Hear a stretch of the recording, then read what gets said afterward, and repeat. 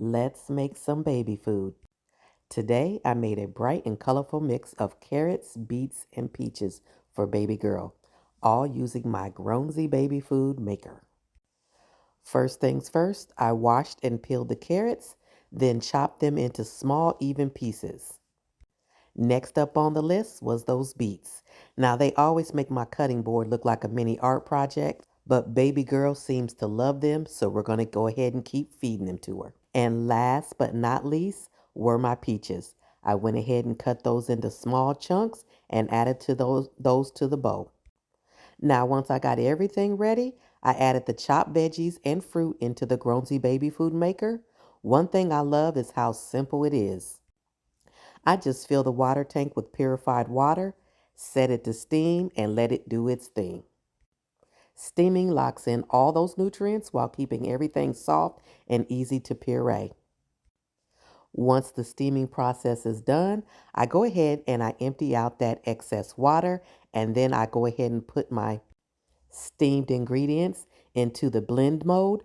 No extra dishes, no mess. The Grownsy blends everything until it's perfectly smooth and creamy, exactly how baby girl likes it.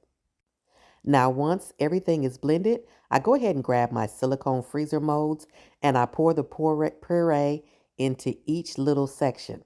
This way, I always have perfectly portioned meals ready to go.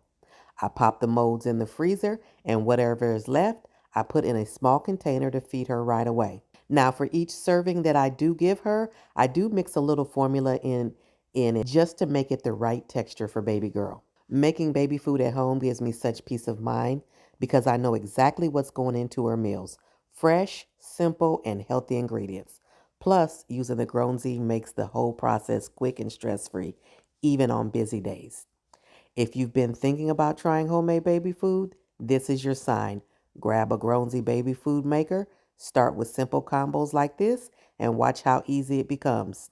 Go ahead and follow me for more baby food ideas, storage tips, and easy recipes to make mealtime stress-free for your little one. And let me know in the comments what you think we should make next for baby girl. Thank you. Bye.